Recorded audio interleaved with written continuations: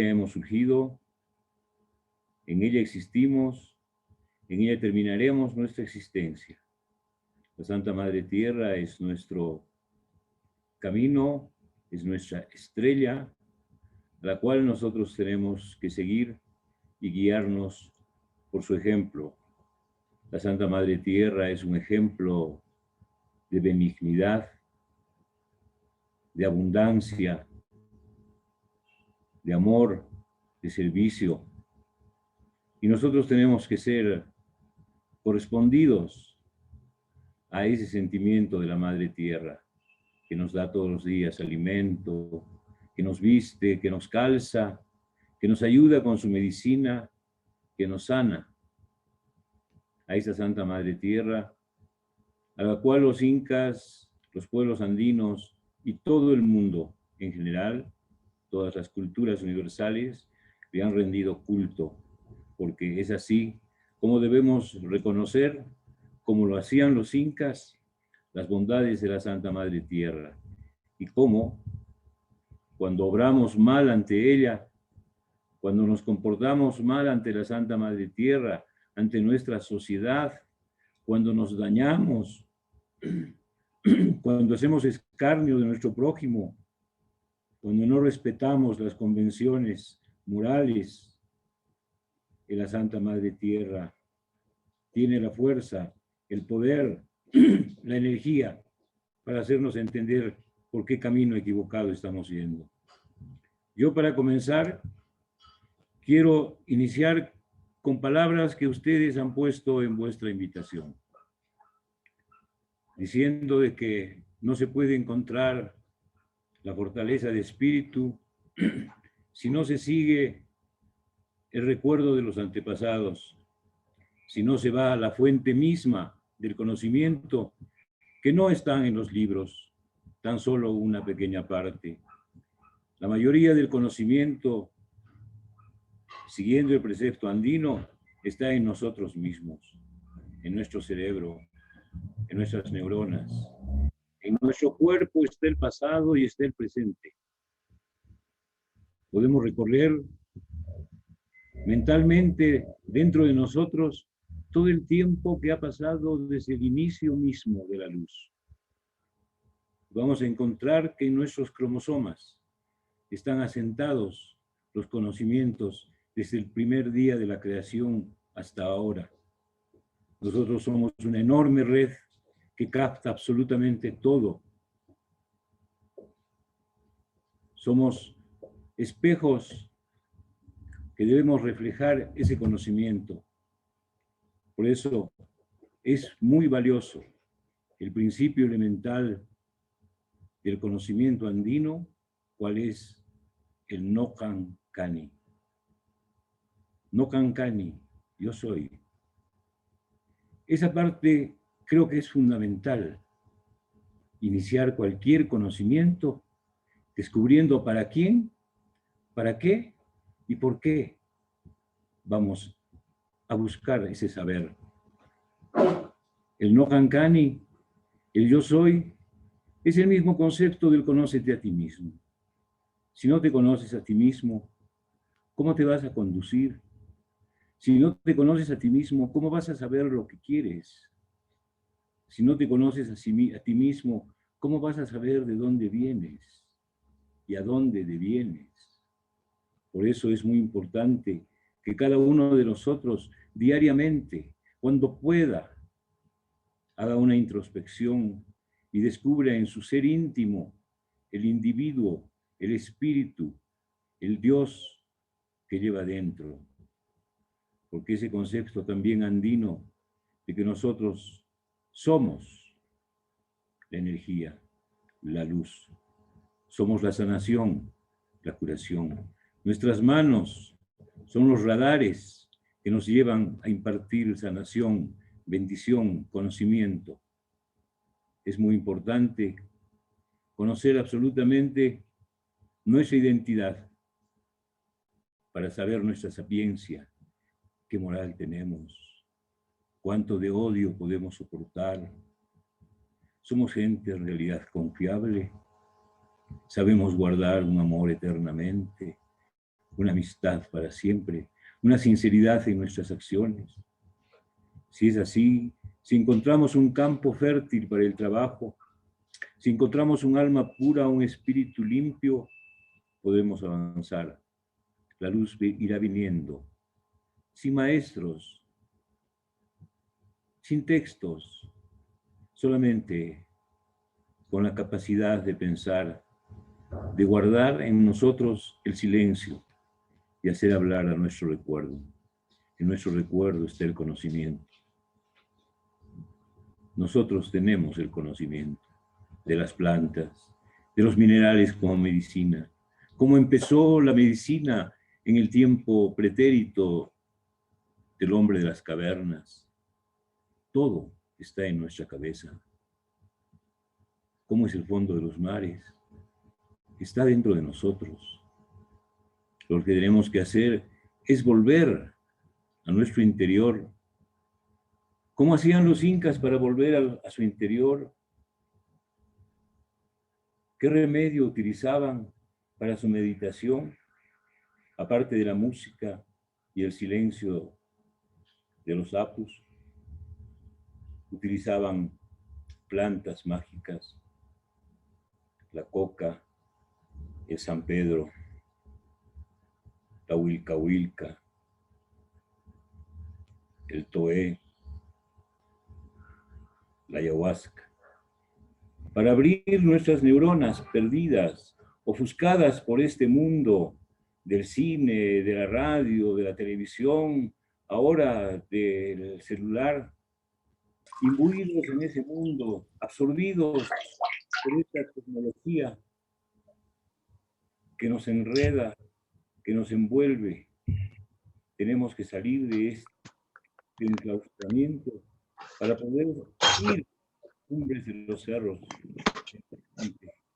viajar detrás del viento, volver los ojos al color de las plantas, de las flores. Ese es nuestro camino, esa es la urgencia de nuestra vida. Quisiera escuchar de ustedes alguna interpretación, sugerencia, porque podría quedarme yo a hablar 2 horas frente a ustedes, o podría quedarme 3 horas frente a ustedes y no les diría nada. Prefiero hablar lo que ustedes quieren conocer, quieren escuchar, discernir, comparar, porque también mucho se habla de la cosmovisión andina, de los caminos del ensoñamiento, y como en todo, hay una transmutación de la verdad, hay un ocultamiento de la verdad. Hay teorías ahora sobre la cosmogonía andina, sobre los cepes y las huacas, los estudios de Brian Bauer, que contradicen con los de Cuadernos Andinos, los estudios de otros investigadores que no nos fijan un derrotero cabal por el cual debamos de ir a seguir ese sendero, ese camino de luz, ese ñam que nos va a llevar a conocer los 4 suyos físicos, los 4 suyos metafísicos que debemos de conocer, los 4 arribos a los cuales debemos de llegar. Por eso es importante conocer el lenguaje de la chacana, por ejemplo. ¿Qué nos enseña la chacana? ¿Por qué ese símbolo tan casi universal estuvo tan en la vida de los incas, que fue prácticamente un patrón de conducta, de conocimiento, de abarcar todo lo que es ciencia, todo lo que era la tecnología de su época? La chacana es un elemento sustancial en nuestro conocimiento, pero esos conocimientos no están porque nos los transmitan. Esos conocimientos tienen que estar porque los descubrimos en nosotros.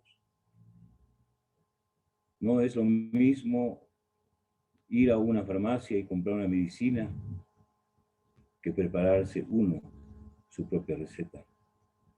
Y eso es lo que nosotros tenemos que hacer. Como dicen ahora, resetear el planeta. Pues nosotros tenemos ahora que resetearnos a nosotros mismos, ser otros, cambiantes, superados cada día, mejores, infinitamente mejores cada vez. Quisiera ahora, si puedo tocar Ay, algún señor tema Carlitos. que ustedes consideren. Sí, qué lindo escucharlo, realmente me emociona. Bueno, como dicen, comenzando por el principio, acá Camila tiene una curiosidad que yo comparto. De repente usted nos puede contar cómo es que usted inicia este camino de la espiritualidad, este camino del Huachu, Capacñán, ¿no?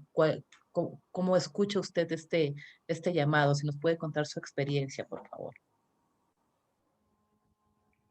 Eh, yo tuve cuando niño la visión de un duende, cuando estaba en mi casa de Nueva Alta. Tendría 7 años, tal vez. Estaba leyendo unas revistas y sentí que algo sobrenatural estaba casi frente a mí. Cuando levanté la vista y pude observar, en el rincón de mi cuarto estaba un duende. Yo lo vi y no tuve miedo porque era inocente, no sabía qué podría ocasionar esa presencia. Cuando desapareció el duende, yo me paré, me levanté de la cama, fui a buscar por todo lado, claro, no había nada. Ese fue un inicio de mi aproximación a este misticismo andino. Lo siguiente fue las enseñanzas de mi abuela. Mi abuela era originaria de Polquemarca y ella cuando se vino al Cusco en 1901 se trajo sus costumbres, hacerse leer la hoja de la coca, mandar a hacer despachos, tener ajos y cebollas detrás de la puerta, espinos, y toda la parafernalia que acompaña la vida de una persona de esa época. Ahí aprendí, conocí las primeras experiencias de los maestros que llegaban de Anta a leer las hojas de la coca. Y ese fue mi inicio. Luego, olvidado todo ese inicio momentáneo, me dediqué absolutamente a la literatura. Y luego, un día en Sacsayhuamán, que fui a leer una novela, me encontré que en el silencio más absoluto, soportando el viento que en ese momento corría por la explanada, sentí una voz que me llamaba. Hamun, alguien me dijo. Yo absolutamente asombrado volteé, no había nadie. Pensé que era el sonido del viento.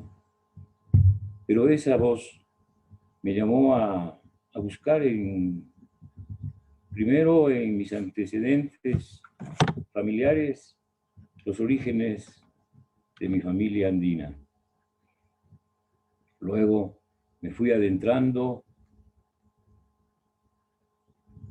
en el conocimiento, pero que quería expresarlo inmediatamente, aprender para contarlo, saber para decirlo. Ese fue mi hábito, eso fue lo que me llevó a ese conocimiento y también mi contacto profundo con el pueblo. Por las actividades que realizaba mi abuela con la cual yo viví, estuve íntimamente ligada al pueblo, porque nosotros producíamos ropa para el mercado. Entonces, hablaba con la gente del campo, hablaba con las personas que viven, que trabajan en el mercado. Tenía una fuerte identidad con ellos. Aprendí a hablar un poco el quechua. Y luego, las puertas del conocimiento andino se me abrieron, me introduje en él. Y ahora estoy ahí, tratando de encontrar cosas para sacarlas y ponerlas al alcance de mis hermanos. Esa es mi labor, mi trabajo y el inicio de mi actividad. Qué lindo, señor Carlitos, qué hermosa experiencia. Bueno, están habiendo muchas preguntas. Yo las voy a ir leyendo en el orden en el que están llegando. O por ahí de repente vamos a unir una en dos, porque también hay temas que son muy afines. Por ejemplo, nos pregunta Regina, ¿qué tan importante es la solidaridad y la comunidad en la tradición andina y cómo podemos aplicar estos principios en una sociedad tan individualista como la nuestra, ¿no? Que está completamente occidentalizada? La solidaridad, ¿cómo la podemos aplicar ahora? Y cómo tendríamos que observar al pueblo andino, que era absolutamente comunitario, que era un gobierno, el de los incas, destinado a satisfacer las condiciones mínimas de su pueblo: salud, alimentación, caminos y sobre todo un pensamiento rector, una ideología, una idea. Somos los hijos del sol, venimos del sol.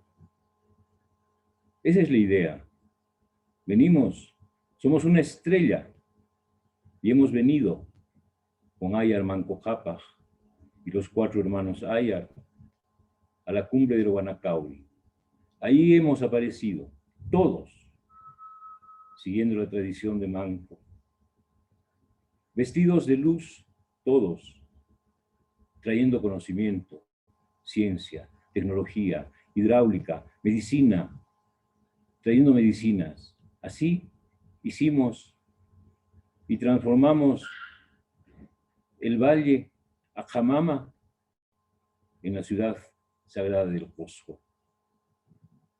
Desecamos los ríos Tuyumayo y Sapi, que habían inundado todo lo que es el centro histórico, y ahí nos establecimos cuando bajamos del Guanacauri.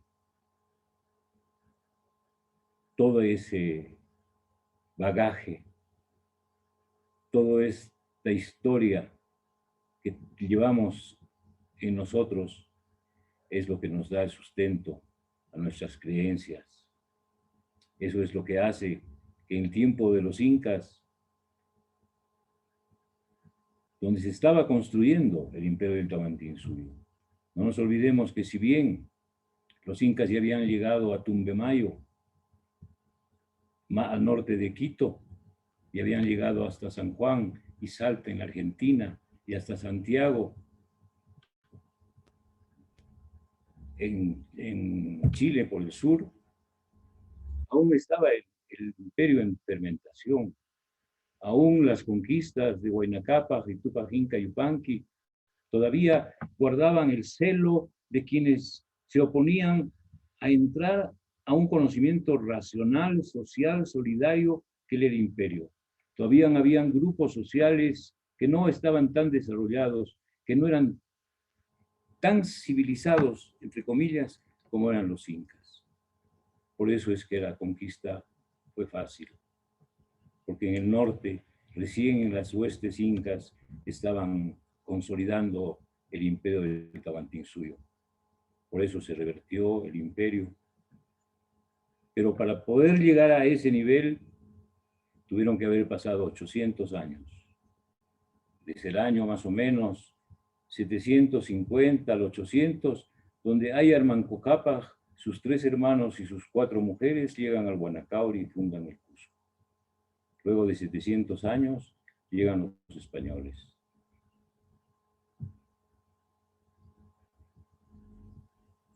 Bien, tenemos bastantes preguntas, a ver si nos va a ir dando tiempo de responder todas. Por ejemplo, Lelia nos pregunta, ¿cuál es su opinión acerca de si la conexión con la Pachamama, nuestra conexión con la Pachamama, se ha perdido como humanidad? ¿Cree usted que por eso estamos en este trance? O sea, en el trance me refiero a la pandemia, debe ser, ¿no? Si estamos en este trance, estoy absolutamente seguro de que no es propiciado por la Santa Madre Tierra. Esto es el exceso del daño que el hombre se puede infligir a sí mismo y puede infligir a los demás con un solo propósito: el poder, la acumulación de riqueza, la acumulación de egoísmo. Ese ego tan negativo en nuestra existencia es el causante de estos momentos tan tristes y aciagos para la humanidad. No es la Santa Madre Tierra. La Santa Madre Tierra es todo luz, todo amor, toda bondad y bendición. La Madre Tierra no nos puede dañar, nos advierte, sí, pero ahora la gente, cuando llega un huaico, lo toma como una tragedia. ¿Por qué? Porque no están preparados para recibirla, porque han inundado los cauces y han construido casas. Cuando los incas, cuando había una riada, cuando habían las lluvias, eran días de fiesta porque se iban a regar los campos, se iba a acumular agua. Entonces, había un planeamiento ordenado, una nación que trabajaba al conjuro y al conjunto de un inca que dirigía planificadamente la creación del imperio. Nuestra Santa Madre Tierra, su bondadoso corazón, no ha causado esta pandemia. Pero sí, nosotros tenemos que aprender de esto. Somos muy malos, Claro, realmente. porque antes se vivía en completo Aini, ¿no? Y ellos aprendieron realmente a dialogar con la naturaleza y como usted dice, desde la época preinca incluso se esperaba, se sabía, como se vivía en tanta conexión, se observaba tanto la naturaleza y ellos realmente ya sabían, desconstruían ciudades enteras y las mudaban cuando venían estos golpes y todos estos fenómenos que nosotros en nuestra prepotencia de ser humanos occidentales, pues nos creemos dueños del mundo y creemos que todo lo podemos pasar y yo creo que esta pandemia está siendo una gran lección. Vamos a seguir con las preguntas. Eh, Sebastián nos dice, bueno, le pregunto a usted, ¿qué opinión le merece toda la atención que ponen las personas de fuera hacia la espiritualidad andina? Y yo también tenía una pregunta relacionada, bueno, muy relacionada con esta otra, ¿no? Llama mucho la atención que la cosmovisión andina, desde hace algunos años, bastantes años de repente, pero fuertemente, digamos que los últimos 20 años, de pronto ha habido como un resurgir, como un despertar. ¿Cuál es su opinión al respecto? ¿Está asociado a estos mitos también el Incardio del Pachacuti o qué es lo que usted piensa, más o menos acorde con la pregunta de Sebastián, ¿no? ¿De qué opinión tiene usted de cómo ve la gente de fuera nuestra cosmovisión? Como ve la gente de fuera nuestra cosmovisión, creo que la ve como algo atrayente, novedoso, ideologías nuevas dentro del contexto de las naciones. Pero eso tiene dos facetas, una buena y una mala. Una buena porque nuestra cosmovisión única, no interpretativa, porque no se puede interpretar la realidad sino solamente aceptarla,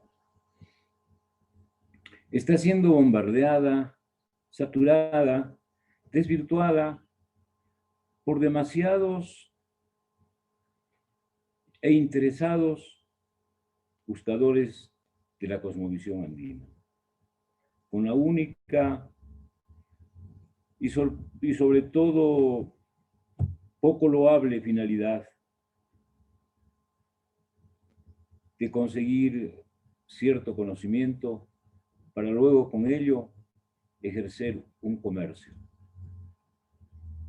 Estamos hablando de, ingente cantidad de escritores que vienen al Perú, lo recorren, leen un poco de su literatura e inmediatamente editan un libro que a veces se vuelve el libro guía de muchas personas.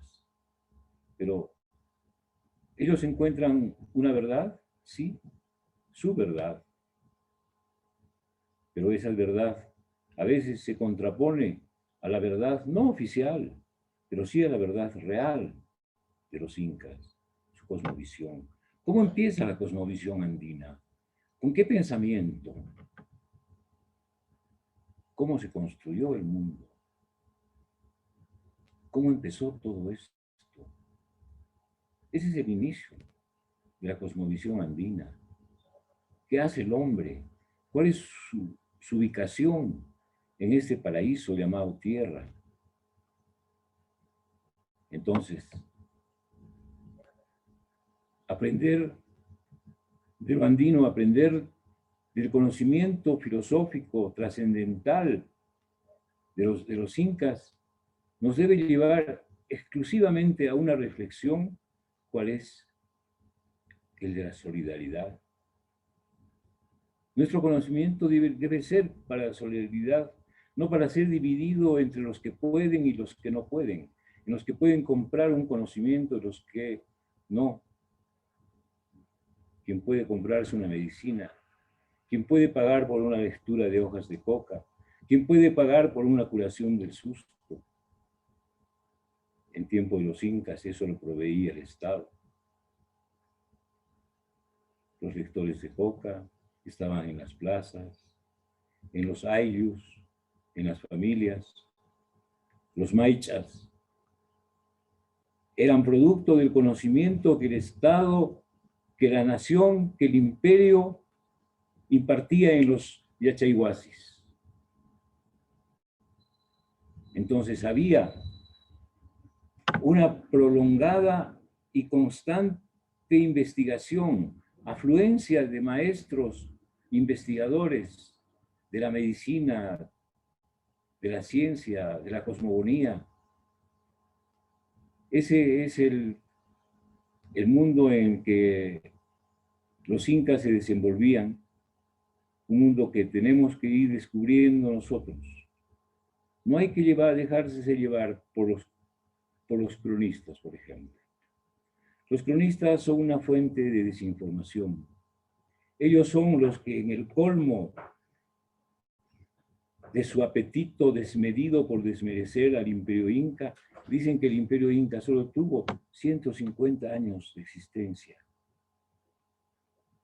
Aberración total de la historia, desconocimiento. ¿Y con qué intención?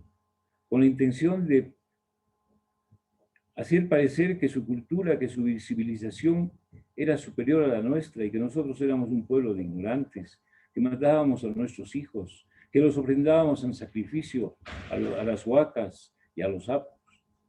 Esas mentiras desvirtuadas por la historia lentamente aún subsisten.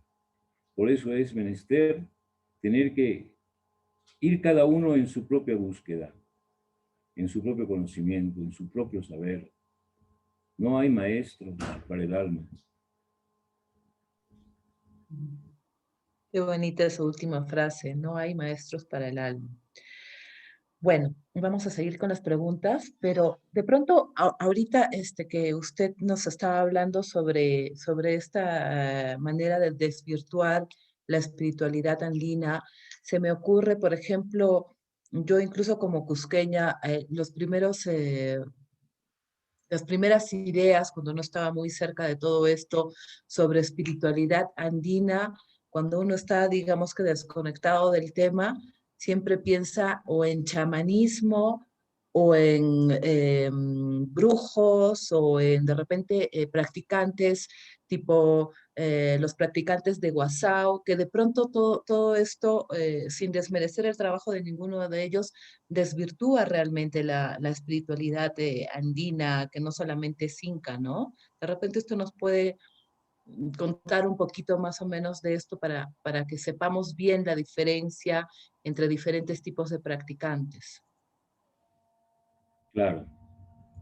En el año de 1996 iniciamos el primer Tincuy sobre lectura de las hojas de coca y lo hicimos en Huazao con un conjunto de maestros, sacerdotes andinos que llegaron de muchos lugares, de muchas provincias, e hicimos caramancheles con hojas de eucalipto y carrizos y plásticos para que cada maestro atendiera en un receptáculo, y tuvo bastante éxito esa reunión.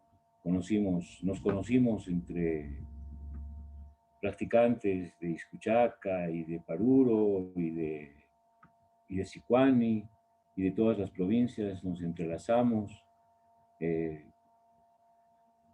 Ahora,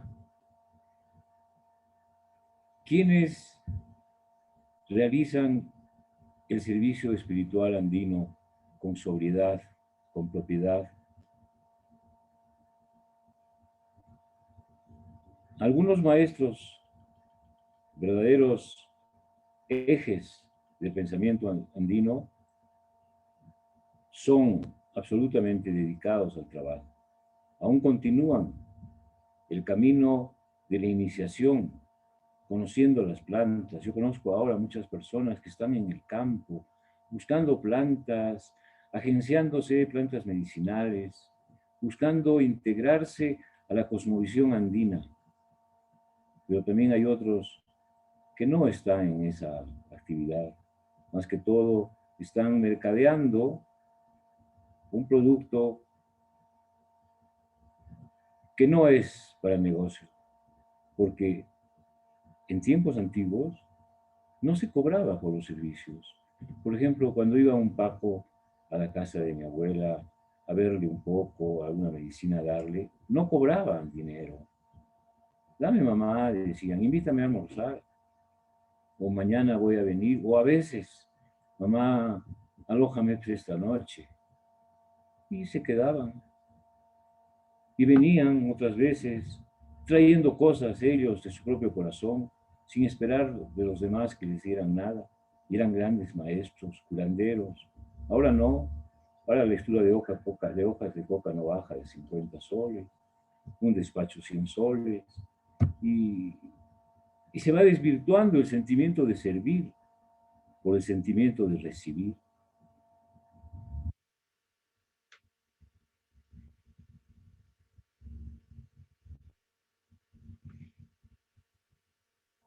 Bien, le voy a seguir haciendo otras preguntitas.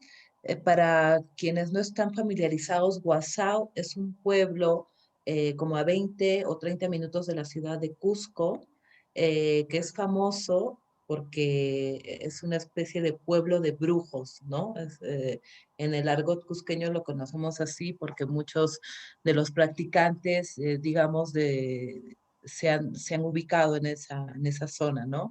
Y muchas personas incluso vienen de fuera buscando, son famosos sobre todo por digamos, las tiradas de hojas de coca, los oráculos y los baños de florecimiento, ¿no? Pero mi pregunta iba un poco más sobre hacia, de repente hay diferentes tipos de sacerdotes andinos, ¿no? O diferentes prácticas, ¿no? Porque hay algunos que se dedican, digamos que a la parte de tirar la coca, hay otros que se dedican a la parte medicinal, eh, o todos se dedican a lo mismo, que nos cuente un poco porque para quienes no lo saben, el señor Carlos Candia también es Paco o sacerdote andino. Entonces usted de repente, de primera mano, podemos saber cuál es la diferencia, por ejemplo, entre un Pampa Misayoc y un Alto Misayoc, y qué es lo que tiene que hacer un Paco o un sacerdote andino, ¿no? Para quienes no están completamente familiarizados con este tema. Y luego sigo leyendo las preguntitas, porque hay varias preguntas. Claro. A ver, para ir directamente a este tema, se podría decir que hay una escatología dentro de la práctica medicinal andina. El Pampa Misayo, que Pampa viene de suelo y Misayo viene de misa, aunque algunos más bien con bastante razón, dicen que misa no se refiere a la ceremonia misal, sino a misa, porque misa en quechua quiere decir bastante hermoso.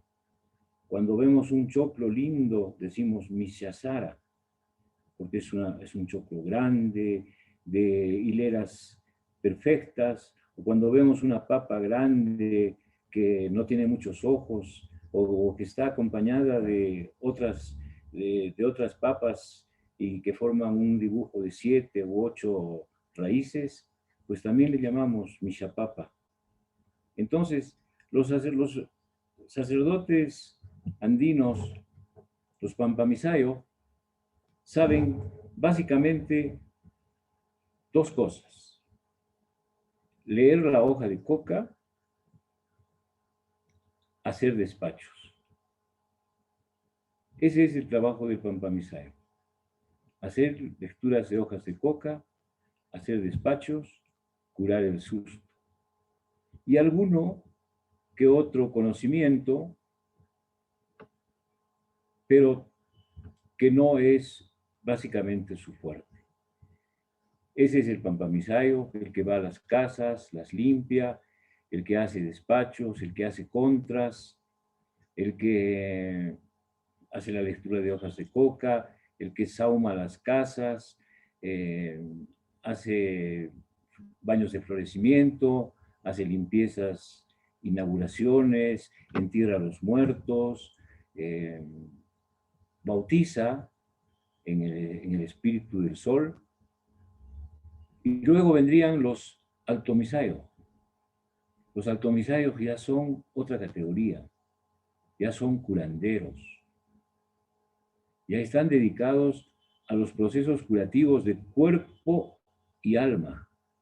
Conocen todas las relaciones entre enfermedad, síntoma y medicina. Ellos, los altomisayos, son los que encuentran remedio para todas las enfermedades, los que pueden curar una hemiplegia, los que pueden curar un fémur roto, los que pueden atender a una parturienta. Es decir, que tienen todos los conocimientos, están versados en muchas ciencias, en la botánica, en el conocimiento de las plantas, en el conocimiento de las tierras con las cuales se debe curar, con qué animales se puede curar, para qué sirve la frotada del cuy. Todos esos procesos que son arcanos prácticamente, es lo que maneja el altomisayo. Y luego viene finalmente el estrella, bajo, grande, que es un hombre que vive prácticamente guardado en las alturas o en las profundidades de la selva o en la extensión infinita de la sierra, realizando trabajos internos, haciendo oraciones por todo su pueblo, trabajando anónimamente por las demás personas, trabajando. Tienen, por supuesto, algunos ayudantes, servidores, a los cuales les dan las indicaciones, les dan el conocimiento de las medicinas andinas, su uso y su beneficio. Esos son los 3 grados de conocimiento que actualmente se pueden clasificar dentro de la cosmovisión andina: los pampamisa, los altomisayo y los estrella, también llamados roal. Wow, qué linda conversación. Me encanta. Bueno, vamos a seguir con las preguntas. David pregunta, ¿regresar al origen de la memoria celular, al conocimiento, al inicio de la luz, no rompe con alguna ley o karma? Por favor, ¿podría repetir la pregunta? A ver, la voy a volver a leer. Eh, la verdad es que yo tampoco entiendo muy bien la pregunta. La estoy leyendo tal y cual, y si no, David de repente puede conectar su micro para explicarnos un poco su pregunta. Dice, regresar al origen de la memoria celular, al conocimiento, al inicio de la luz, ¿no rompe con alguna ley o karma? Mm. Eh, Karma, una palabra que no está dentro de nuestro vocabulario andino, pero sí su efecto, su consecuencia, su aparición está latente en todos los seres humanos. Pero tener nosotros que llevar una carga adicional por nuestras culpas, arrastrar un karma por un desliz, por una actitud negativa que hicimos, no es el pensamiento andino. No funciona así la culpa, la jucha, mi culpa. Porque la culpa para los andinos no es algo que los va a acompañar durante toda su vida. Porque si uno ha ofendido a una persona y al día siguiente está con el cuerpo y el alma y el estómago y los pies totalmente destrozados por su actitud negativa, por haber tomado lo que no le corresponde, por haber hablado mal de alguien, por no haber acudido a una cita, uno se queda con ese dolor en el corazón. Pero los andinos lo debemos eliminar inmediatamente, no arrastrar culpabilidades. Eso nos ata a la tierra. Eso nos hace ver que nosotros estuviéramos manchados cuando no lo estamos. Sí, actuamos a veces involuntariamente, a veces actuamos con fogosidad o actuamos sin pensar, somos irresponsables. Es nuestra naturaleza humana, pero nuestra naturaleza humana no nos condiciona al dolor, a la pena, no nos condiciona a la culpabilidad, al karma. El que quiere cargar un karma, lo carga un karma porque no lo puede evitar. El que no quiere cargar un karma no lo carga porque lo puede evitar. ¿Qué tengo que hacer para yo descargar mi karma? Iré a pedir disculpas. Perdóname. Chao karma. Mira, tomé esto que es tuyo. Te lo devuelvo.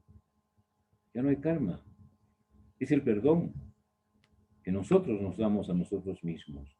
El correctivo que nosotros nos damos a nosotros mismos. No hay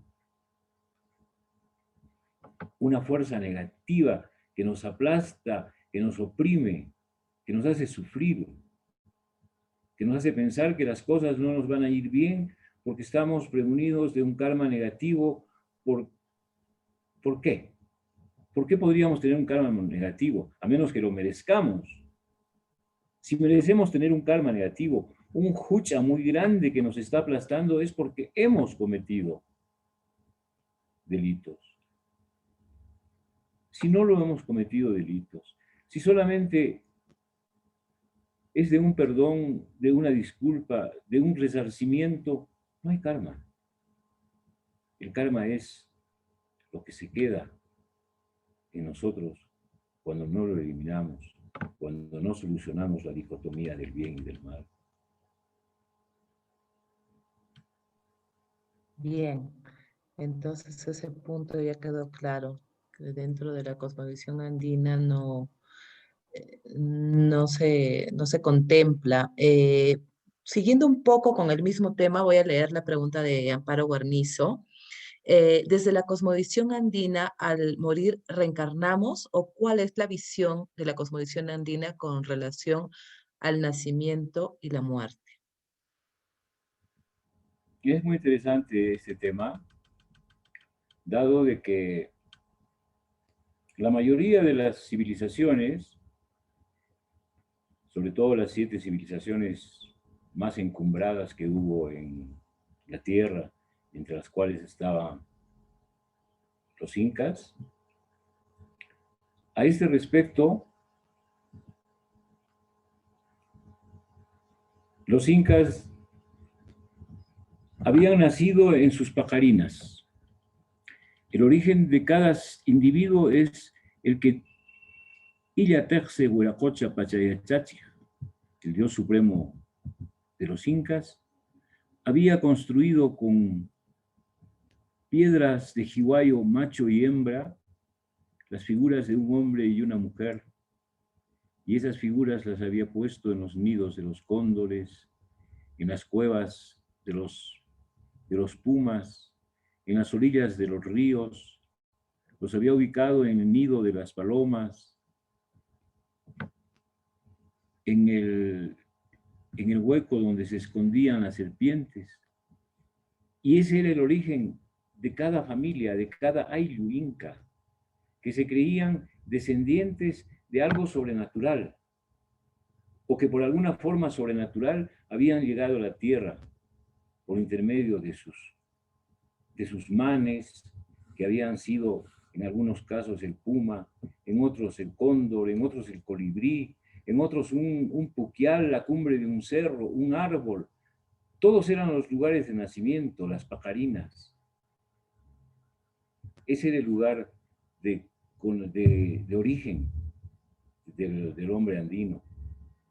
Su vida debía transcurrir entre un quehacer constante en servir al pueblo, servir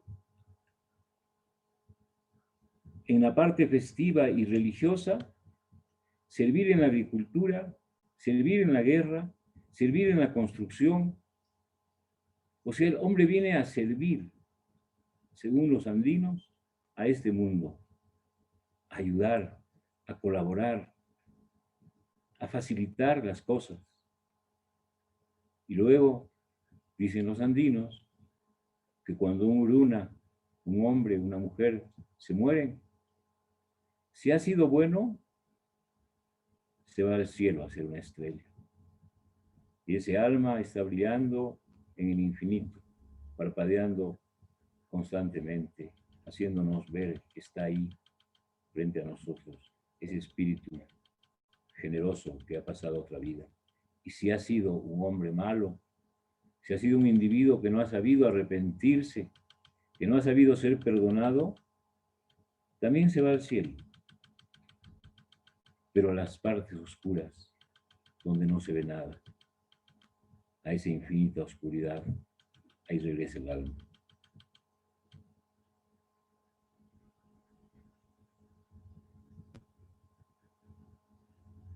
Bien, qué hermoso concepto.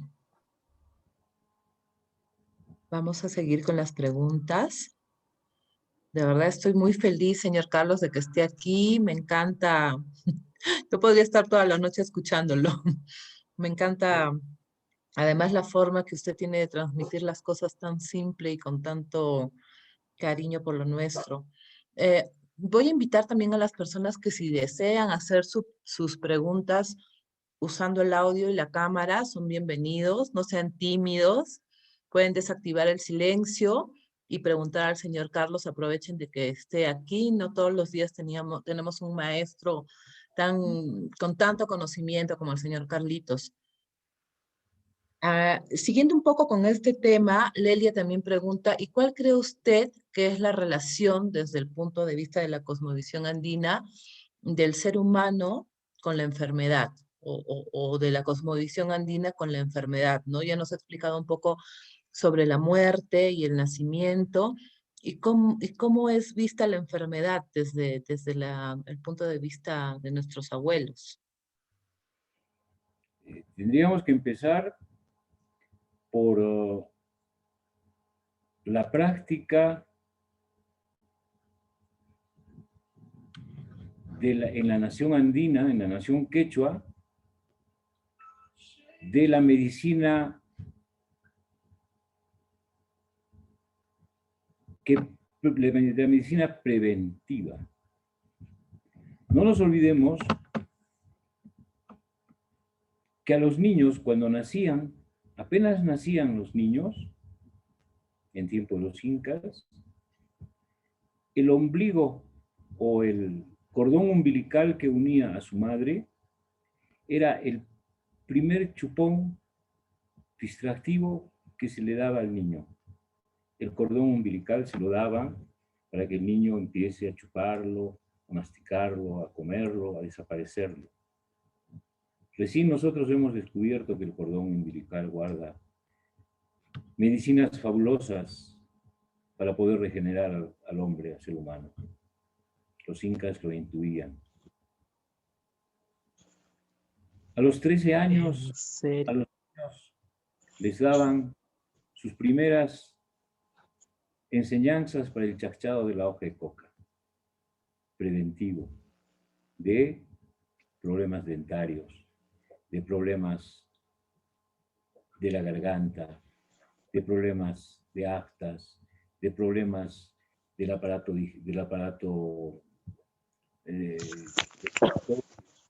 problemas de pulmonares. Se les habilitaba preventivamente a todas las personas. Ese era el propósito de la medicina andina, la prevención. Luego de la prevención, había una gran variedad de medicinas para curar los accidentes, que era lo que más había, accidentes en el trabajo, rotura de piernas, rotura de brazos, rotura de cabezas. Por eso es que los antepasados nuestros, la trepanación craneana, la utilizaban con bastante conocimiento. La operación de cataratas realizaban los antiguos incas. ¿Con medicinas? Sí, con todo tipo de medicinas y con cada descubrimiento que los incas tenían. Cómo podían descubrir que la naturaleza es tan sabia y que solo en la naturaleza, sin instrumentos, nosotros podemos curar nuestras enfermedades, podemos alcanzar la sanación. Ahora, también hay otra enfermedad conocida, que es la enfermedad de la conciencia.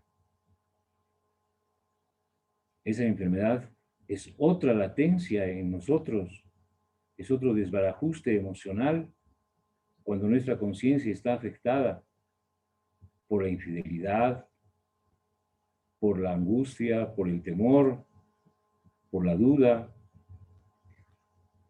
por la pena.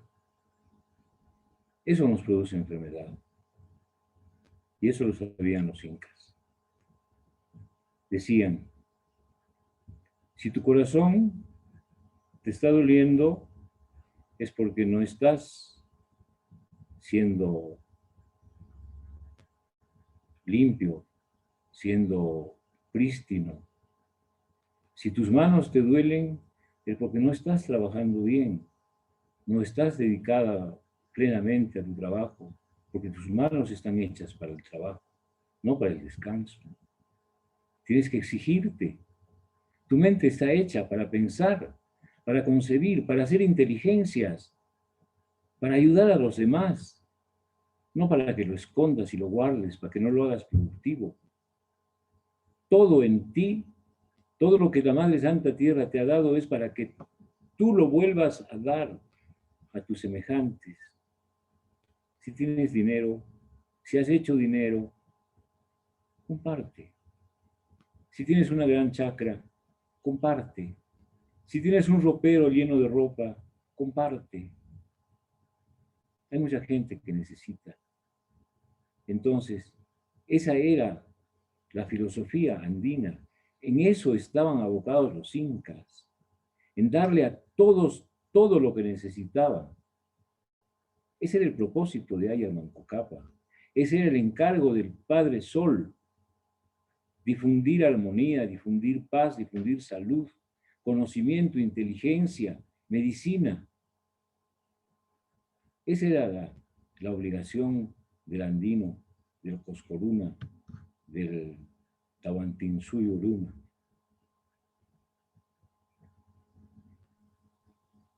Claro, y el verdadero sentido de este principio andino tan importante que era el AINI, ¿no? Que realmente la reciprocidad era en todo, absolutamente en todo, ¿no? Con la naturaleza, entre las personas, tan fundamental y tan olvidado ahora, ¿no? Justo la pregunta anterior que se hablaba sobre el individualismo, ¿no? Estamos justo al otro lado de la moneda.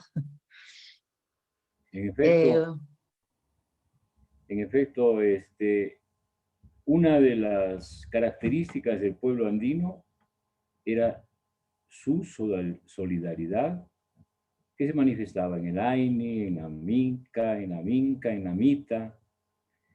Solidaridad que se manifestaba en el cultivo de las chacras.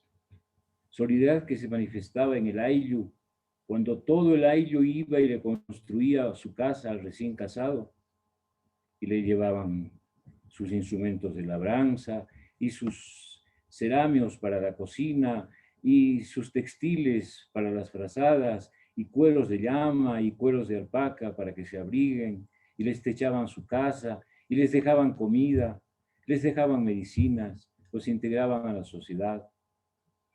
Ese era el propósito del pensamiento andino, integrar a todos en una sola familia, en una sola armonía, buscando, evitando la confrontación. Por eso el imperio de los incas era un imperio humanista, socialista hasta el extremo. Había que sociabilizarlo todo, el agua, las medicinas, la alimentación, la ropa. ¿Por qué tenían tantos tambos los incas?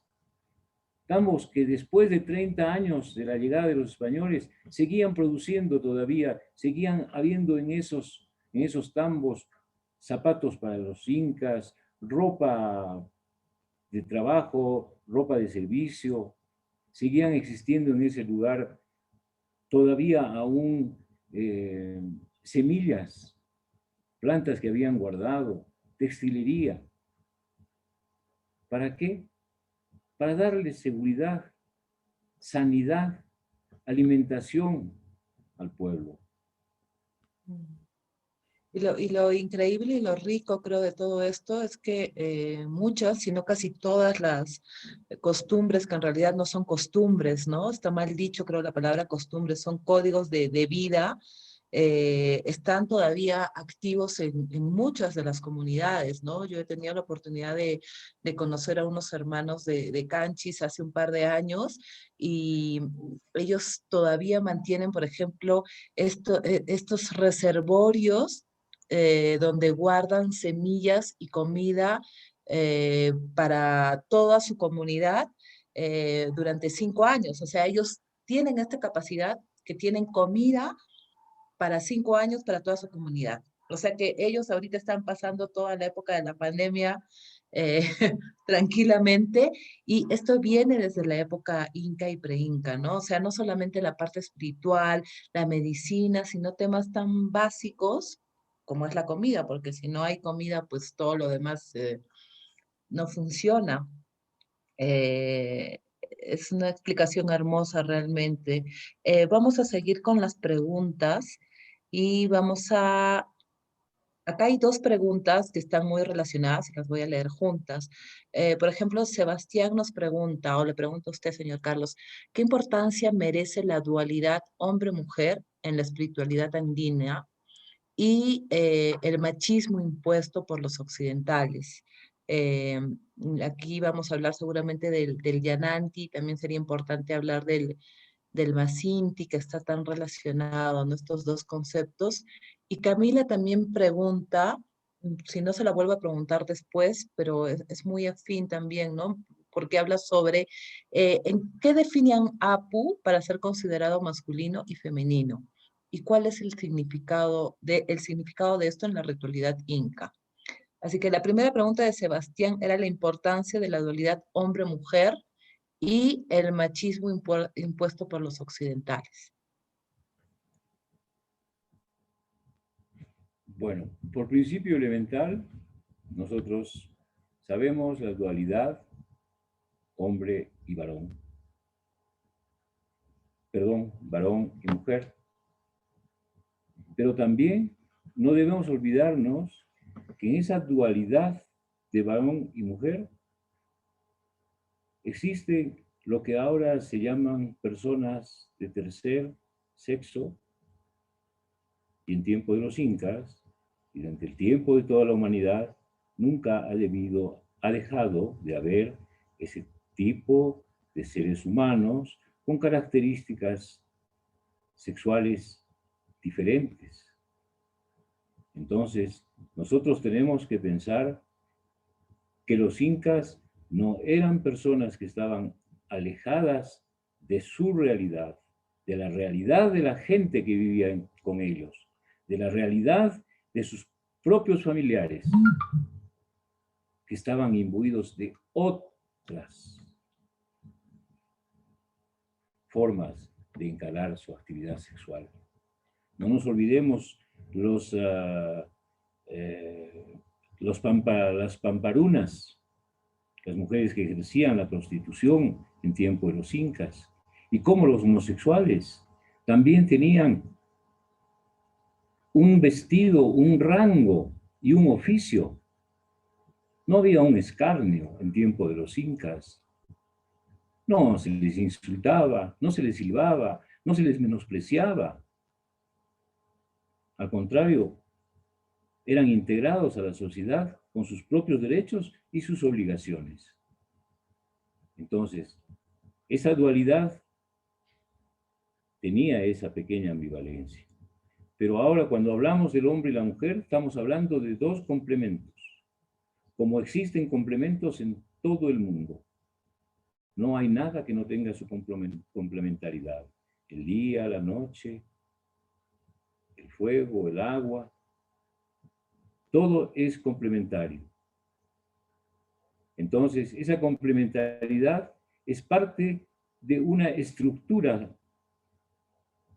mental que los andinos practican como algo inherente a su propia conducta, a su propio ser.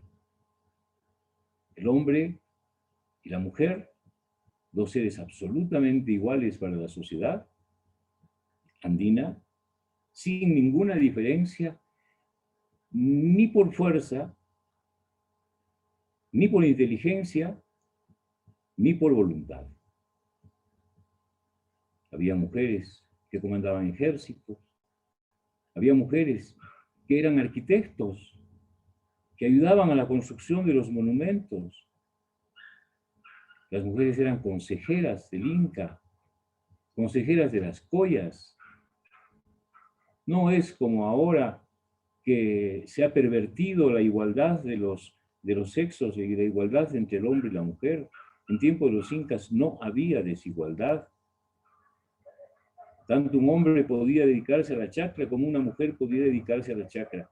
Tanto un hombre podía dedicarse a la textilería como una mujer dedicarse a la textilería. Un hombre a la cerámica, una mujer a la cerámica. Un hombre a la medicina, una mujer a la medicina. Los ajiahuasis para las mujeres. Los yachayhuasis para los hombres. Y de ahí salían los profesionales, se puede decir. ¿En qué?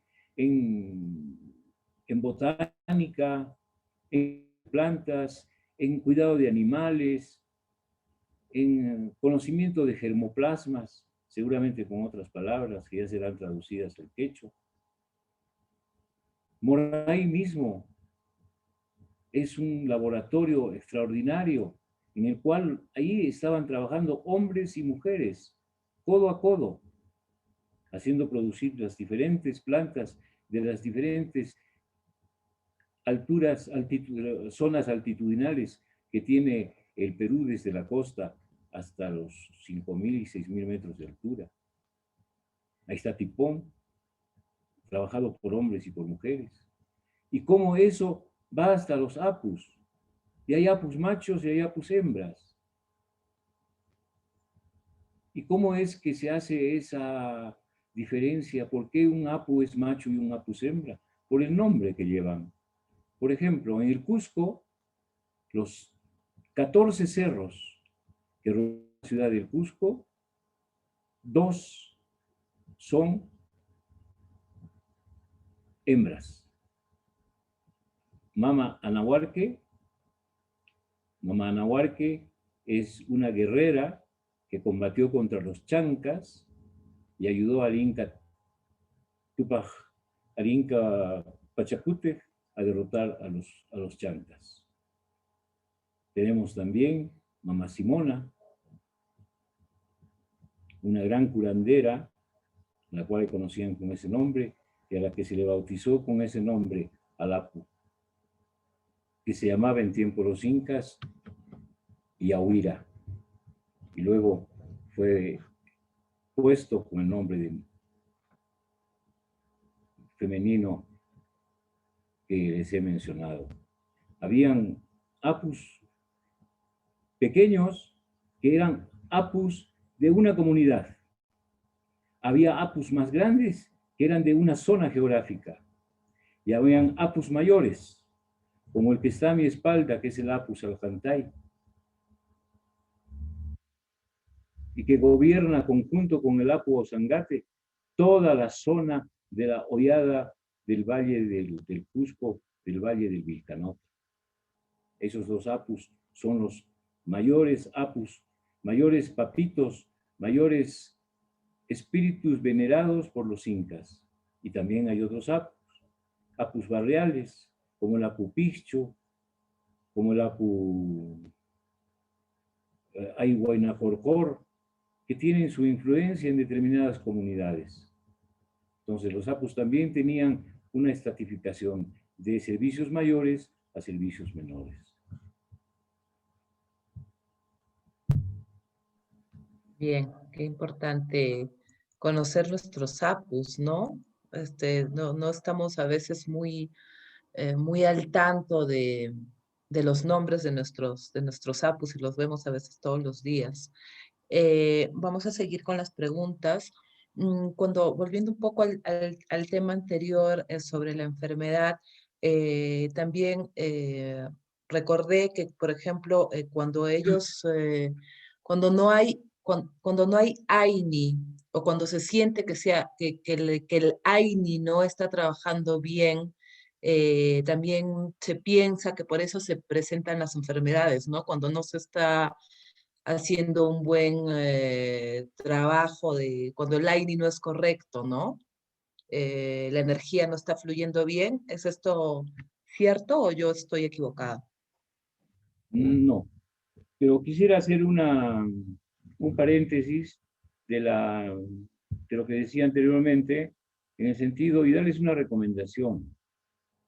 Los apus son energía. Uno debe conseguirse un padrino y decirle y llevarle al papito, no necesariamente hasta la cima, pero sí acercarse a él y dejarle un despacho y pedirle que sea su padrino, que le transmite energía. O sea, darle a él ese espacio en el cual nosotros nos confiamos a su cuidado. Es bueno, es poderoso, es práctico hacerse ahijado de un papito. Y por supuesto, siempre recordarlo, verlo si lo tenemos cerca, saludarlo y de cuando en cuando prenderle un incienso, rociarle un poco de licor. Así se conservan la amistad de los papitos. Ahora, al respecto del AINI, esa fue la pregunta segunda, ¿verdad? Ujú. Al Sí. respecto del... Eh, el aire es una cooperación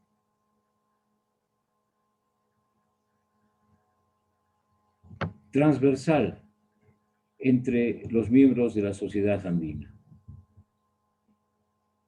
En el AINI se trabajaba como AINI para el Estado. Se trabajaba y mire, cuando se trabaja en AINI para el Estado en reciprocidad les da ropas, les da alimentos, les da instrumentos de trabajo, instrumentos de labranza. Cuando se hace AINI para la sociedad, se recibe también otro AINI beneficioso, ampliación de sus terrenos, ayuda en la construcción de otra vivienda para su familia, ayuda que recibe la persona que ayuda. Entonces, el AINI es una forma absolutamente corporativa de participar todos en la actividad comunitaria, en la actividad social. Hay un pueblo que ha sufrido una caída de una galga de un cerro por las lluvias y ha cubierto sus sembríos. Piden ayuda. Va la gente en AINI. Ayudan a levantar las piedras, vuelve a sembrarse nuevamente las plantas, se cosecha y de esa cosecha se comparte. Eso es el AINI. El AINI que nosotros deberíamos de practicar entre nosotros, entre todos nosotros, los que estamos aquí reunidos, Marlene, Luz Marina, Fabiana, Amparo, Carla, Olga, Patricia, Emperatriz, Sebastián. Buenas noches, profesor. Qué gusto escucharlo. Gracias. Todos estamos haciendo un AINI ahora, un AINI comunitario, un AINI sentimental, un AINI recordatorio. Estamos en un AINI, o sea, nos estamos entrelazando, nos estamos abrazando bajo un mismo propósito y estamos siendo contentos. Estamos yendo a un final que estamos expectando nosotros, que aguardamos. ¿Cuál es el AINI de la cooperación, del servicio, el AINI de la amistad, el AINI del compartir, el AINI de aprender y el AINI de enseñar? Porque AINI es estar juntos. AINI es 2 valen más que 1, 3 son mejores, 4 aún mejor, y 5 o 10 o 20 hacemos AINI, pues nuestro AINI es más fuerte. Ese era el espíritu andino. El AINI era un servicio voluntario y decidido para colaborar con la sociedad.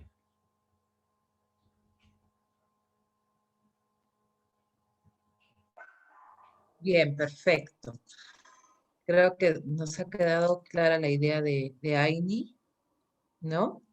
A ver, solo para acotar a las personas que de repente no están familiarizadas con algunos términos, cuando hablamos de apus, Carlos cariñosamente les dice papitos, son los espíritus protectores de las montañas. Cuanto más alto es el apu, como los que él ha mencionado, como el Apu Sangate o el Apu Salcantay, normalmente son nevados que nos proveen de agua, pues esos son apus protectores, digamos que con mayor poder, ¿no? Entonces, Apu o Papito son las montañas protectoras, bajo la teoría de que en la cosmovisión andina, bajo la premisa de que en la cosmovisión andina todo, absolutamente todo tiene vida. Entonces, vamos a seguir con las preguntas porque hay muchas preguntas muy interesantes. Y sería bueno aprovechar que está acá el maestro Carlos para que nos ayude a disipar varias dudas.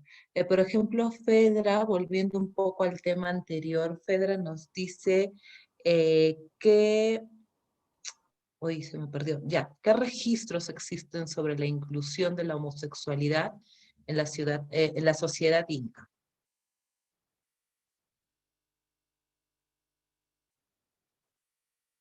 ¿Se escuchó?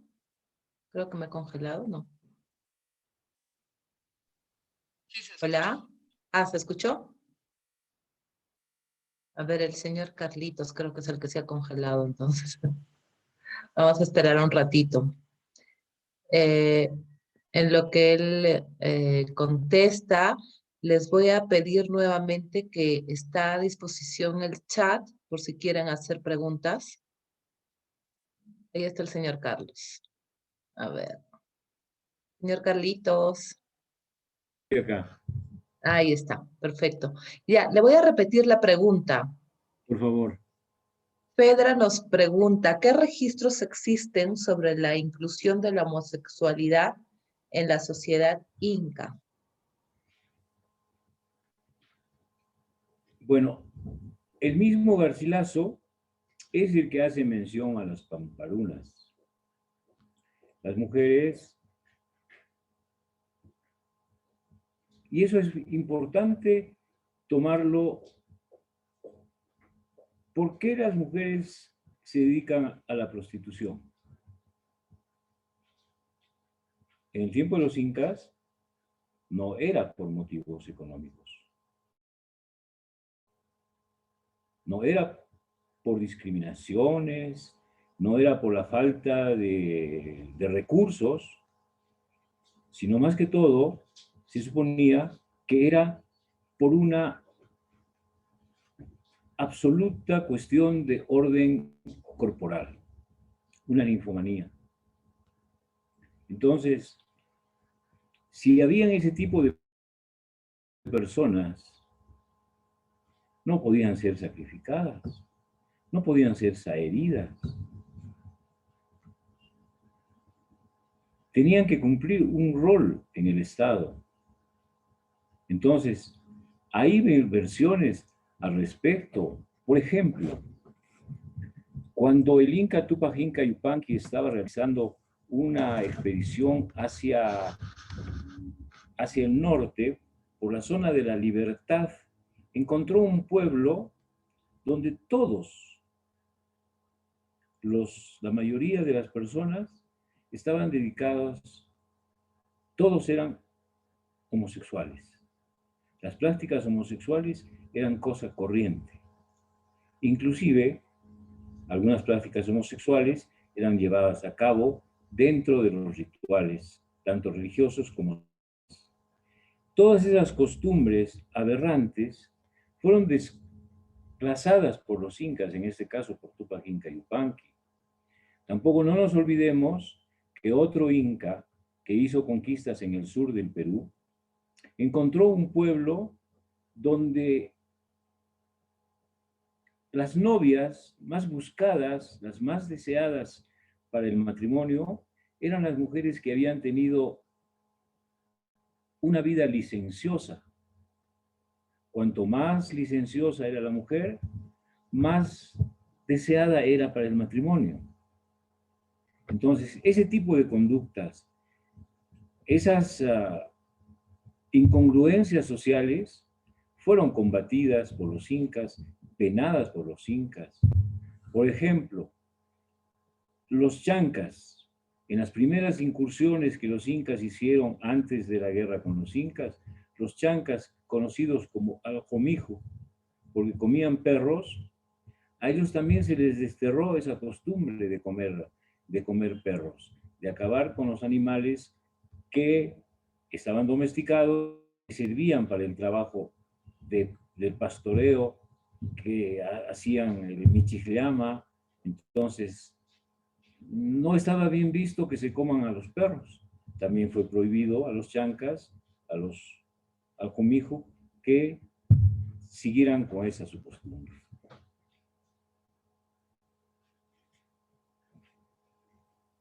Bien. Entonces, también recordarles que todo el tema de la espiritualidad andina está íntimamente ligado a la historia, que lamentablemente ha sido contada. La historia siempre lo cuentan los vencedores, ¿no? Por eso que don Carlos hablaba hace un momento de que no creamos todo lo que dicen los cronistas o toda la historia que nos han contado, porque está vista desde los ojos occidentales, y creo que parte importante para quienes tenemos el espíritu de aprender más sobre nuestro conocimiento es aprender a verlo con nuevos ojos, ¿no? Porque los conceptos andinos obviamente estaban hechos a partir de otra manera de ver el mundo muy distinta a la que tenemos ahora. Existen, solo para completar la explicación que está dando don Carlos, existen muchos huacos eróticos, llamados eróticos, homosexuales, donde se puede ver pues que era una práctica normalizada e incluso en muchos casos, como lo dijo don Carlos, utilizada a nivel de rituales importantes, ¿no? Entonces no estaba satanizada como después se ha hecho a partir de la colonización. Bueno, y vamos a seguir con las preguntas. Yo quería, en algún momento usted nos habló sobre los bautizos, ¿no? Que uno tiene que buscar un apu o un espíritu, una montaña protectora y acogerse y pedirle su protección. Me parece una imagen hermosa. Y también quería que usted nos cuente un poco sobre lo que es los karpais o estos ritos de iniciación para las personas que quieren entrar en la espiritualidad andina y que desgraciadamente últimamente pues están siendo muy comercializadas, ¿no? Creo que sería importante para muchos de nosotros saber, que usted nos explique de primera mano en qué consiste un karpai. Bueno, primero, que no se le puede dar nada a quien no lo solicita. Y segundo, que el Karpai, esta ceremonia iniciática por la cual las personas empiezan a recorrer el campo del conocimiento, el campo y el tiempo del Yachay, entonces lo que requieren para su inicio de Karpai es en primer lugar la voluntad de hacer lo que se va a aprender y hacerlo como está siendo enseñado. Entonces, ¿cómo empezamos? Primero, haciendo un examen de conciencia, si queremos entrar realmente a este camino del servir, a este camino de la atención al prójimo, este camino de la atención a nosotros mismos, al cuidado de nosotros, porque qué mejor sería si nosotros somos servidores de nosotros mismos. Entonces ya estamos listos para hacer el Karpai. ¿Y cómo estamos listos? Haciendo un baño de florecimiento. Baños de florecimiento hay miles. Y no son los rituales los que curan, ni son los rituales los que sanan, sino como está dicho dentro de la cosmovisión andina, nosotros, cada uno de nosotros somos maestros, somos sacerdotes, somos médicos de nosotros mismos. Entonces, si nosotros vamos por el camino del conocimiento, de la sanidad y de la ayuda, no hay otro camino que la sinceridad, que la absoluta apertura al servicio de los demás, sea con el único propósito de darles a ellos servicio, atención, y no valernos de ese servicio y de esa atención, del dolor de los demás, para atender nuestras necesidades económicas. El Karpai es una iniciación, el primer paso a la consecución de un logro. ¿Cuál es?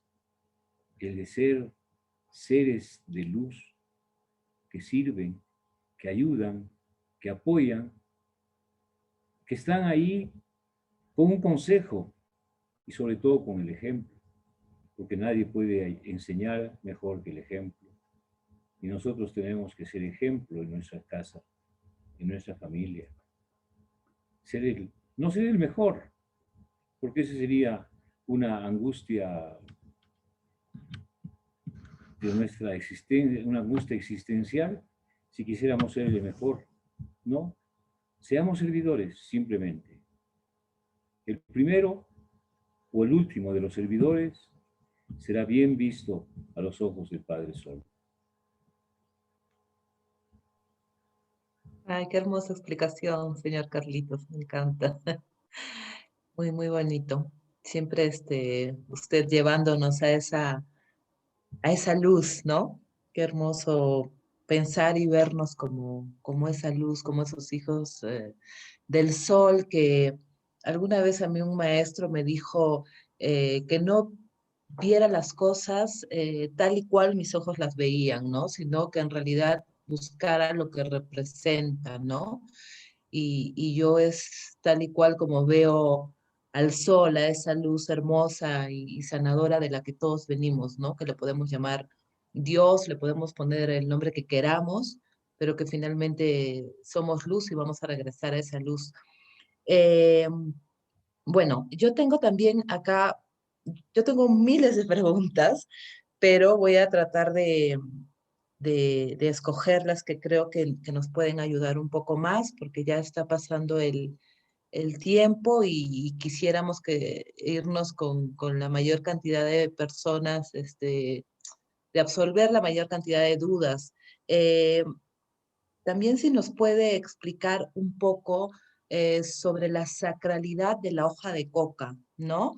Porque la hoja de coca ha sido un elemento importantísimo desde la época preinca en todos los rituales y también es un elemento que hasta ahora prevalece no solamente como elemento medicinal y como oráculo, ¿no? Entonces, si usted nos puede hablar de toda esta gama de cosas que encierra el uso de la hoja sagrada de la mamacuca.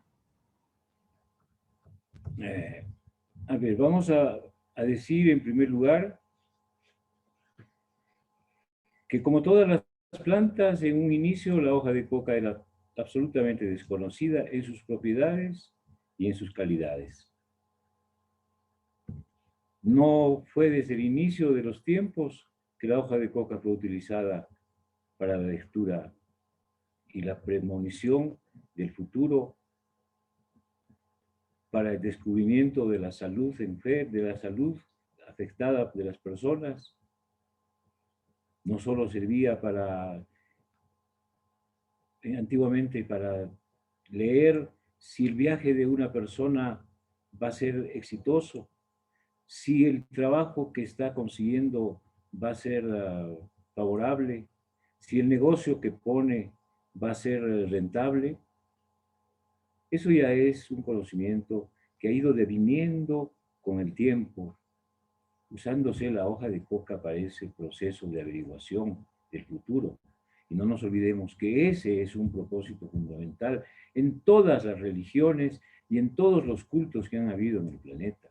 Pero hablando solamente del Perú, nosotros podemos decir, por ejemplo, que los sacerdotes chavines no leían la suerte en las hojas de coca, leían la suerte en los pallares. En otros lugares de la selva, del Tahuantinsuyo, se leía en el rastro que dejaba la ceniza, en el cebo que se calentaba y luego se ponía al agua totalmente fría, y en las figuras que se formaban se descubría qué nos estaba aguardando en la vida. Ahora, la hoja de coca, Erythrocilum coca, es una planta medicinal.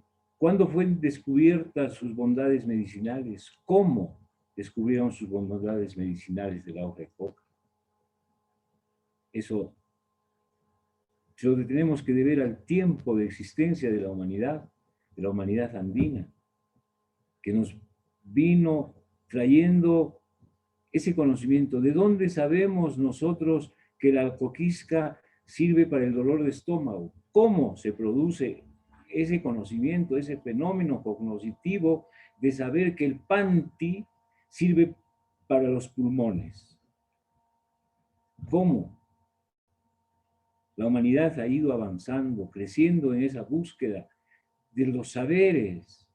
¿Cómo saber que una raíz de la valeriana sirve para darnos tranquilidad, reposo y abrirnos el sueño en las noches? ¿Cuánto tiempo le llevó a la humanidad conocer las propiedades de las plantas? ¿Cuánto tiempo se demoró la humanidad para conocer el uso de las hojas de coca? ¿Cuándo descubrieron que consumir bastante hoja de coca nos daba una fortaleza y una respiración y un hálito de vida fuerte por el que podíamos recorrer, como los chasquis, interminables caminos o hacer los caminos incas, hacer los puentes, llevar las piedras de Sacsayhuamán con la hoja de coca chacchada, para que nos dé fuerzas, para que nos dé ánimo, para que nos dé voluntad? ¿Y cómo llegamos a eso? Ese es un arcano de los tiempos. Saber cómo es que el hombre aprendió a conocer, porque esas preguntas tendríamos que irnos hasta el principio de los tiempos, cuando el hombre todavía no conocía el fuego, y cómo lo conoció, y cómo fue su primer Dios. Entonces, conocer las cosas nos lleva a desconocimientos, porque cuanto más conocemos, más se nos abren las inquietudes, más se nos abren las interrogantes y queremos conocer más. Y ese es un afán sin trasiego, es un afán sin descanso. Es cierto. Nuestra mente lógica a veces nos juega malas pasadas.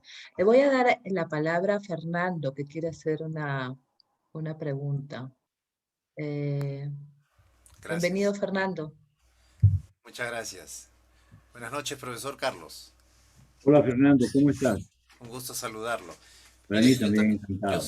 gracias. Yo soy un aprendiz. Escuché alguna vez que la relación con el Itu Apu, no sé si estará bien dicho, y la pacarina está relacionado con la zona en la que yo nací, ¿no? Por ejemplo, si yo nací en Lima, estaría más relacionado el Apu San Cristóbal y como pacarina el río Rímac. ¿Qué tan cierto es esto? Y lo otro que me gustaría saber es que hay muchos rituales que tienen que ver con el sol, la relación con el Cosco, etcétera. Eh, y bueno, en relación a la materialización que tanto tiene que ver el sol como plasma también. Esas dos preguntas, ¿no? El sol como plasma, la relación como nuestro padre para poder llevar a cabo nuestras metas y objetivos, y lo otro, lo del Itu Apu y lo de la pacarina. Gracias por la respuesta.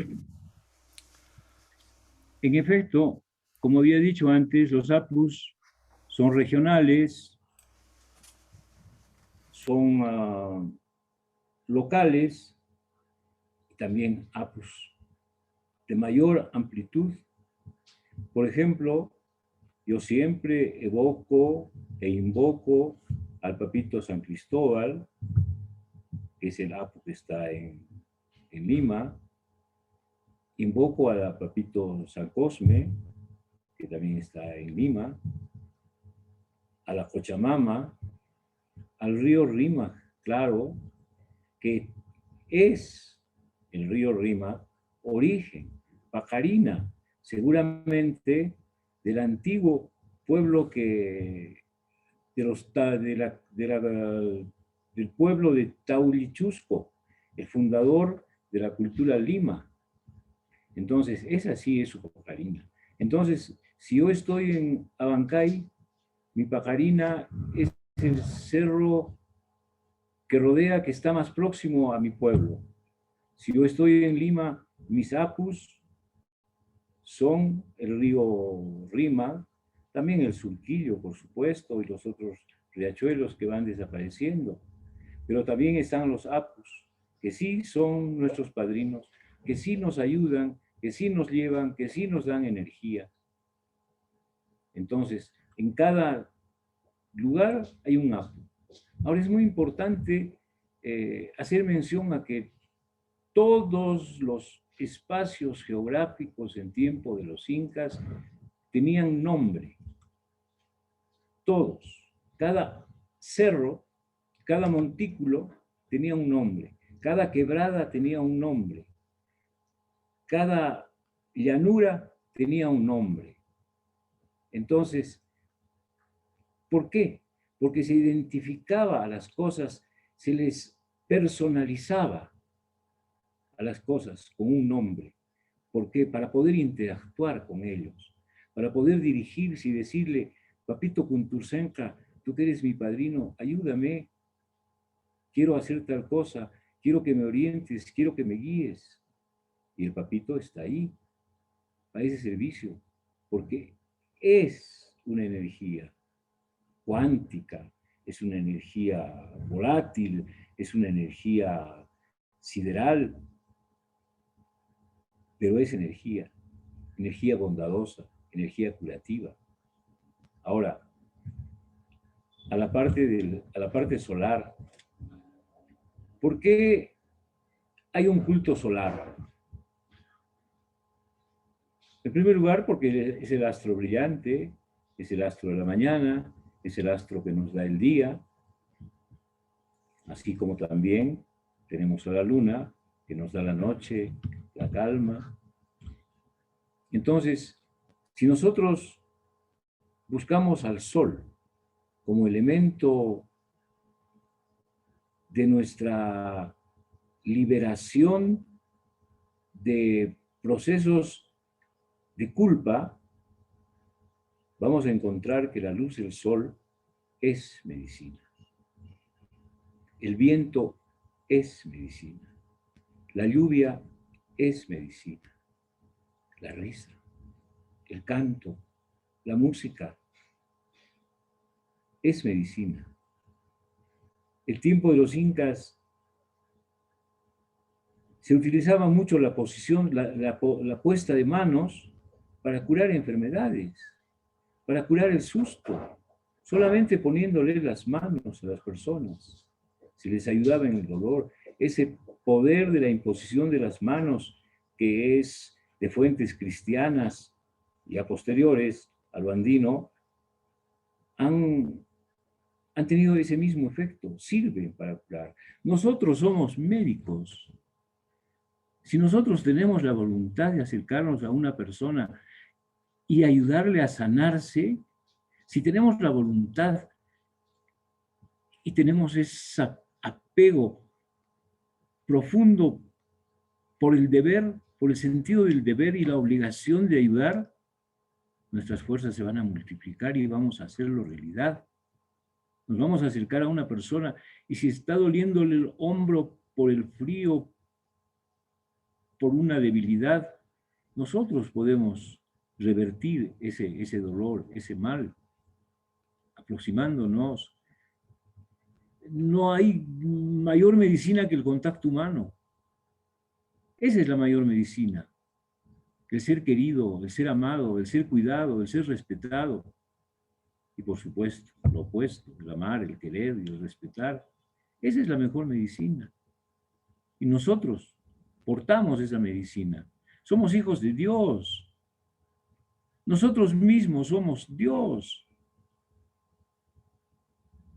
¿Acaso no han habido en la historia hombres extraordinarios que han ayudado a la humanidad con sus dictados, con su vida, con su historia?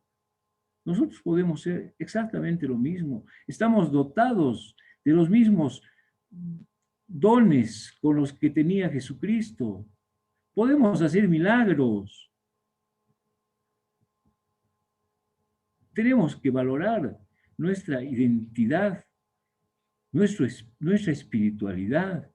Somos espíritu, inmortales. Vivimos desde el inicio del mundo, cada uno de nosotros. Y vamos a seguir acompañando a esa existencia y no nos vamos a morir. Porque los espíritus no mueren. Y nosotros somos eso, espíritu, encarnados ahora en humanidad. Pero somos espíritu, somos luz, somos el sol brillante. Eso somos. Seámoslo. Qué hermoso mensaje, señor Carlitos, qué hermoso y además qué necesario en este momento recordar que nosotros somos medicina y que no hay mejor cura que el contacto y que el amor. Muchísimas gracias. Voy a invitar al señor Carlos que nos dé un último mensaje, lo que él quiera decirnos ya como despedida. Voy a invitar a que las personas también abran sus cámaras para que don Carlitos nos vea y sienta nuestro cariño, nuestro Munay. Han quedado muchas preguntas en el tintero, disculpen, pero creo que vamos a tener que hacer una segunda parte si el señor Carlitos lo acepta, porque de verdad está muy, muy interesante esta charla y creo que da para una segunda parte. Entonces, prendan por favor sus cámaras y señor Carlitos, ya la despedida y la invitación para una segunda parte. Bueno, en primer lugar, agradecerles por esta recepción, por conocerlos a todos ustedes, por saber de Olga, Nina, de Marlene, de ti, Luz Marina, que te veo en este instante, de Mariana, de Camila, de Patricia, de Fernando, de Lelia, de todos ustedes que me llenan de satisfacción, que me llenan el alma, de poder ser receptores ustedes de algo que estoy buscando yo también como ustedes, el conocimiento, la sapiencia, la humildad, el servicio. Yo, igual que ustedes, busco ello, tratar de ayudar, tratar de ser mejor cada día, tratar de ser santo cada día, porque también nosotros tenemos que buscar nuestra santidad.